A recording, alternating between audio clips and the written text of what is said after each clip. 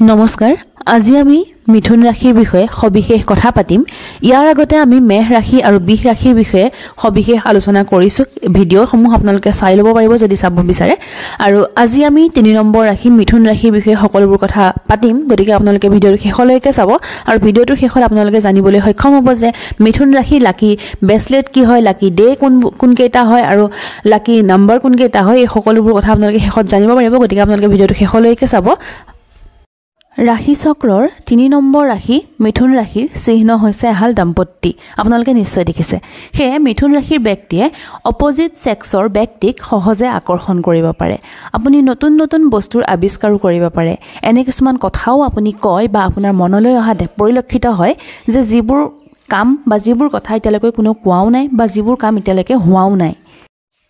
আপুনি সামাজিক ব্যক্তি আপুনি বন্ধু বান্ধৱৰ লগত থাকি ভাল পায় আপুনি সমাজপ্ৰিয় ব্যক্তি হাস্যৰসাত্মক হৈ থাকি ভাল পায় হাঁহি ধেমালিৰ মাজেৰে আপুনি জীৱনটো কটাবলৈ বিচাৰে আপুনি কথাবোৰ গভীৰভাৱে চাই ভাল পায় ওপৰেকৈ কথাবোৰ চাই নথয় নতুন নতুন মানুহ লগ পাবলৈ বিচাৰে যাতে আপুনি নতুন নতুন অভিজ্ঞতা গোটাব পাৰে সকলো সমস্যাৰ সমাধান কৰিবলৈ আপুনি অকলে আগুৱাই যায় দুই ধৰণৰ আবেগে এটা সময়তে আপোনাক জুকাৰি যোৱা দেখা যায় বা একে সময়তে আপোনাক দুই ধৰণৰ আবেগে ক্ৰিয়া কৰে যেনে আপোনাৰ হাঁহিবও মন যায় আৰু একে সময়তে আপোনাৰ কান্দিবও মন যায় একে সময়তে আপোনাৰ ভালো লাগে আৰু একে সময়তে আপোনাৰ বেয়াও লাগে কেতিয়াবা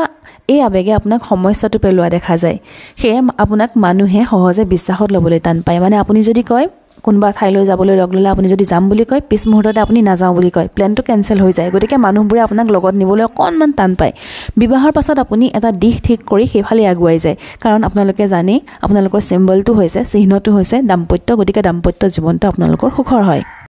মিথুন ৰাশিৰ স্বামী গ্ৰহ হ'ল বুধ মানে বুদ্ধি মিথুন ৰাশিৰ জাতক জাতিকাৰ ব্ৰেইন ফাংচনিং বহুত ভাল তেওঁলোকে অনবৰতে মগজুত কিবা নহয় কিবা এটা কথা তেওঁলোকৰ চলিয়ে থাকে নতুন নতুন আইডিয়াসমূহ তেওঁলোকৰ মনলৈ আহিয়ে থাকে আপুনি পৰিৱৰ্তনক সহজেই মানি লয় ইয়াৰ উপৰিও আপোনাৰ কেইটামান আৰু গুণ আছে যেনে কমিউনিকেশ্যন আপুনি ধুনীয়াকৈ কমিউনিকেশ্যন কৰিব জানে ইণ্টেলিজেন্স কিউৰিঅচিটি কিবা এটা বস্তু বা কিবা এটা কথা জনাৰ যি কিউৰিঅচিটি সেইটো আপোনাৰ মাজত আছে এডাপ্টেবিলিটি আপুনি সহজেই পৰিৱেশৰ লগত সমাযোজন কৰিব পাৰে সহজেই নতুন এটা বস্তু এডপ্ট কৰি ল'ব পাৰে নিজৰ মাজত এইকেইটা গুণ আপোনাৰ মাজত আছে 24-25 বছৰ বয়সৰ পাছত আপুনি সৰু সুৰা কথাবোৰ পাহৰিবলৈ ধৰে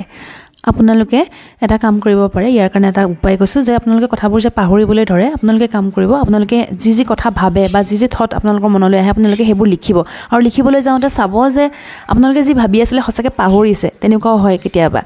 আপোনালোকে লিখি পেলাই এনালাইজ কৰিব ভালকে তেতিয়া আপোনালোকৰ কথাবোৰ মনত থাকিব আপোনালোকৰ কমিউনিকেশ্যন কৰাৰ কৌশল বহুত ভাল এওঁলোকে সদায় নিজৰটো খটুৱাই আপোনালোকে যদি দিনক ৰাতি বুলি কয় তেতিয়াহলে আপুনি দিনক ৰাতি বুলি প্ৰমাণ কৰিবলৈ প্ৰমাণবোৰ গোটাবলৈ লাগি যায় আৰু এনেকুৱা যুক্তি দিয়ে যে আপোনাৰ সন্মুখত যোন থাকে তেওঁ ক'বলৈ বাধ্য হয় যে হয় দে মোৰো এতিয়া তেনেকুৱাই লাগিছে যে এতিয়া ৰাতিয়ে হয় তেনেদৰে কোৱাও পৰিলক্ষিত হয়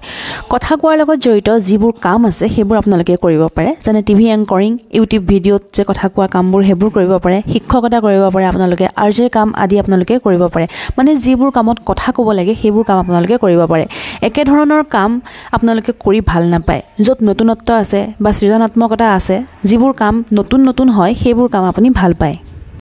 মিথুন ৰাশি হৈছে বায়ু তত্ত্ব ৰাশি বায়ু আৰু বুধ দুয়োকে স্পিডৰ বাবে জনা যায় মগজুত যিমান সোনকালে আইডিয়া আহে সিমান সোনকালে এওঁলোকৰ শৰীৰো সক্ৰিয় হৈ পৰে আৰু এয়া কেৱল ডেকা বয়সতহে হয় পাছলৈ এওঁলোকো এলেহুৱা হৈ পৰে আপোনাৰ জীৱনত পৰিৱৰ্তন হৈয়ে থাকে আৰু আপুনি পৰিৱৰ্তন হৈ থকাটোৱে বিচাৰে আৰু পৰিৱৰ্তন আপুনি ভালো পায়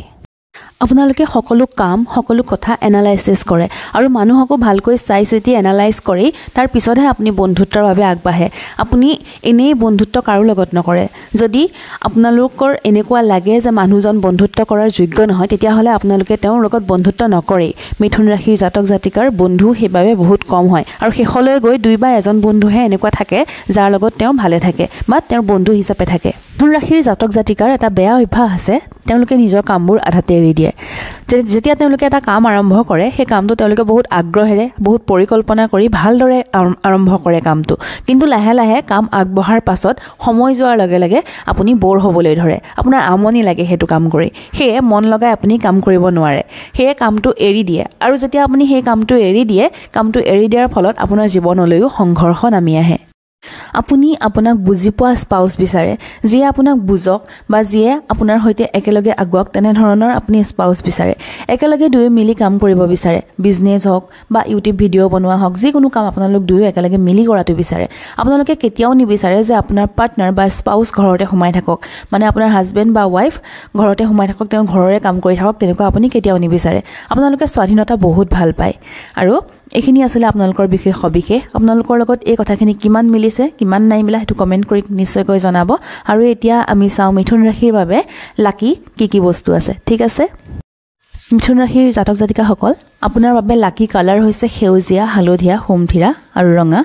আপোনাৰ বাবে লাকি নম্বৰ হৈছে 5 আৰু 6 আৰু 32।